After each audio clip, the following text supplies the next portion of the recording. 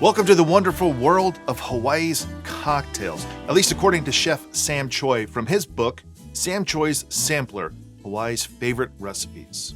I am a lover of the spiral-bound cocktail book, and I think they deserve to have a comeback.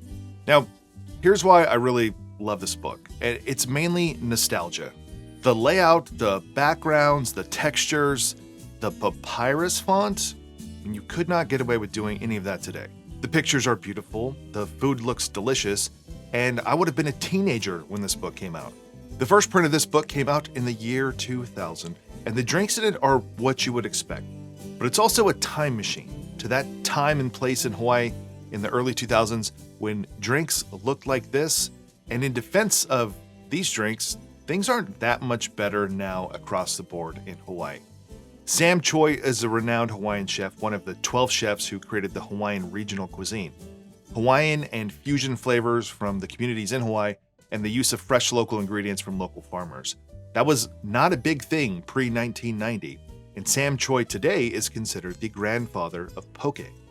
While I have not made any of the food recipes in this book, they all look like they hold up. They all look delicious. The cocktails, though, they were truly a sign of the time. Juicy, and sweet, sweet, sweet. So I picked out a few of these to make today, and I'll make some slight adjustments to each one, but for the most part, I really want to try to keep this as close to the originals as possible, but still making some adjustments. There are 11 cocktails in this book, and all but 3 of them are blender drinks, and we will cover those another time maybe, but today we're going with the Over the Rainbow, the Tropical Itch, and the Bermuda Triangle. So for the Over the Rainbow, I'm going to start with 2 ounces of cranberry juice, 2 ounces of pineapple juice, 1 ounce of lime juice. It calls for 1 ounce of Malibu. I'm doing just 1 ounce of a coconut rum. And while the recipe doesn't call for it, I'm adding in a full ounce of a light rum.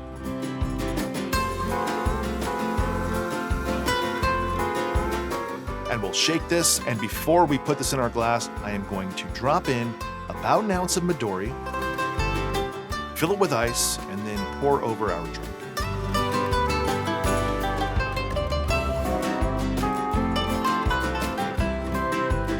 Over the top garnish is what really makes this fun. So I'll put a slice of pineapple, some pineapple fronds, and an orchid. So there you go, Over the Rainbow.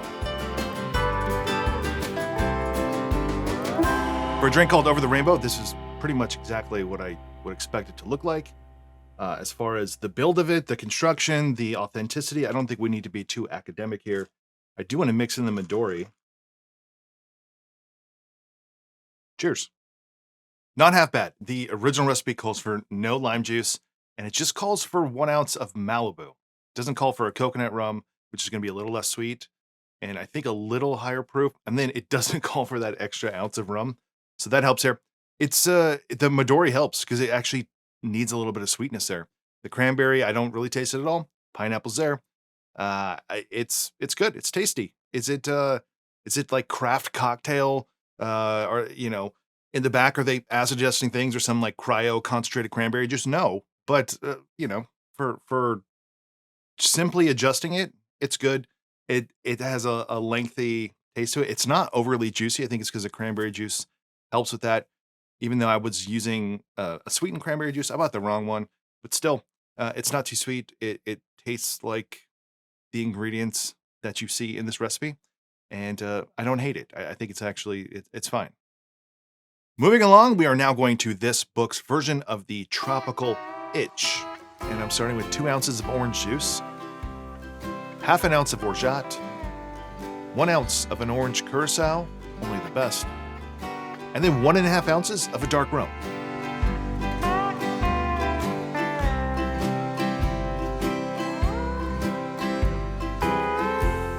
And look at me, I forgot the lime juice, so I'll add in 1 ounce of lime juice and then I'll shake it again.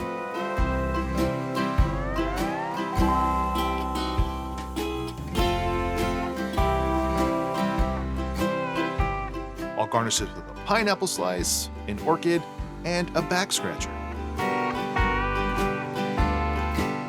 So there you go, the Tropical Itch.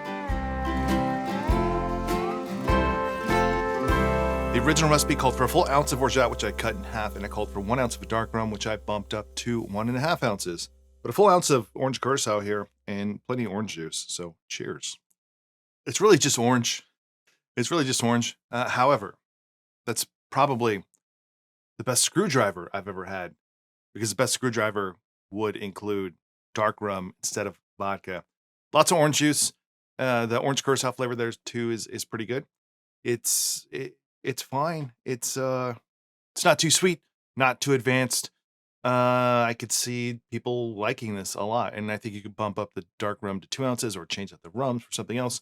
I know people hate on orange juice in cocktails. I don't. It just depends on what it is. I think you can use it in a way that helps the drink, whether you acid adjust it or not, but just using the right amount of it and other things. Like in this case, we do have some lime juice in there to help tartan this thing up a little bit. I can't imagine what this would taste like without that lime juice, because you don't even notice it. It just feels like it's a little less sweet, little less juice, like orange juice forward, but it's not bad. I think it's actually kind of good. If you like orange juice cocktails, then you will like this one. All right, one more to go. We are now moving on to the Bermuda Triangle. For the Bermuda Triangle, I'm going to add 1 ounce of orange juice, 1 ounce of pineapple juice, 1 ounce of lime juice, and 1 ounce of vodka.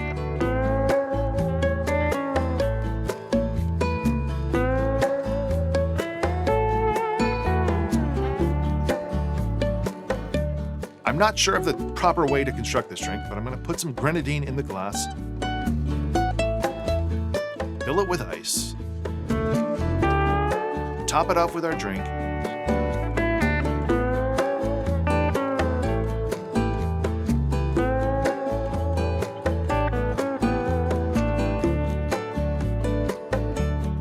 and then finally add a 1 ounce float of Midori.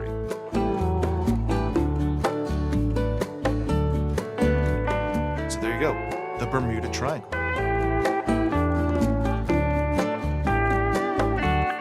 All right, so this one has it all. We have some grenadine at the bottom. We floated some Midori on there, and I wasn't sure because the pictures in the book, I think they are properly matched up, but it didn't look correct with the garnish and everything. But the Midori just goes to the bottom. So you float the Midori, and then it goes to the bottom, sitting on top of the grenadine. I don't know. I kind of want to see how the top juicy portion tastes first. Not a lot going on, but it is a little bit tart. It's like a little bit bland and tart. So I think we need some of that sweetness. There's probably too much sweetness in here, though.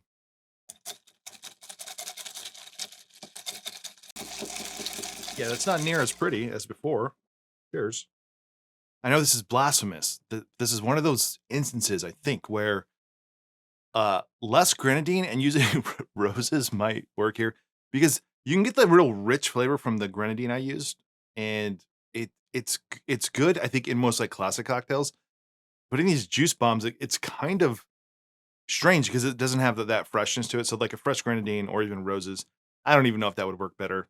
I can taste the grenadine a lot, and the Midori. It's a weird thing. There's a lot of weird stuff going on here. A lot of juices and Midori and grenadine.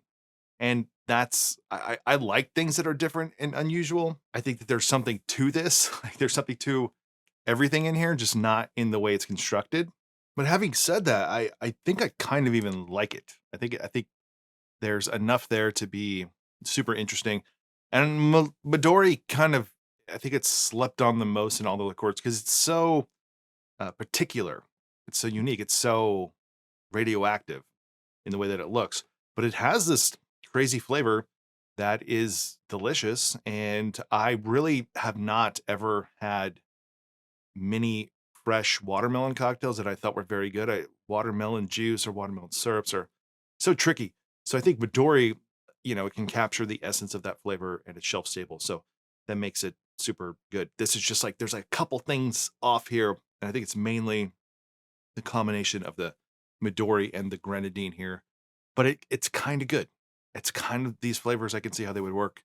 And overall, like out of all the Hawaiian hotel drinks I've had, this would be towards the top of that list. That's not, I don't know how much that says, but as someone who was in Hawaii recently and just got so sick and tired of the hotel cocktails, these were all better. So yeah, these aren't 10 out of 10 cocktails, but they're pretty good. If you like juicy cocktails, if you like over-the-top garnishes, if you just want to relive the 2000s, but tweak things a tiny bit to make them, I don't know, 25, 50% better, then these work. All right, that's it for this one. 3 cocktails from Sam Choy's book.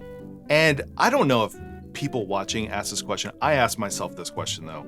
Like why do I do videos like this? Because I do them, I don't say often, like every few months or so. It's because like I have a nostalgia for a lot of these things from the 90s and early 2000s, and they're little markers in time. And it's while I like to try to showcase cocktails that are like the best tasting version of a thing, there are also things that are just about like bringing something back. Like these things existed at this time, and while you might not love them, some people do, and it's great to just bring them back so they don't die off forever, and that they, exist at least in this current moment in time. So it's fun for me.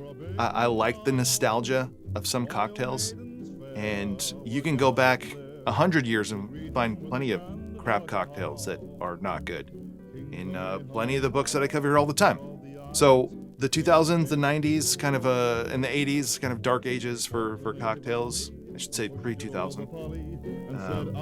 But there's good things there. There's good ideas there, good principles there, good flavors there. They just need to be tweaked a little bit. Are these the ones for you? I don't know. But you'll have to try for yourself. So that's it for this one. If you enjoyed this video, please give it a like below. Consider subscribing to this channel. And if you want to support this channel more, check out my Patreon page. Otherwise, see you on the next one.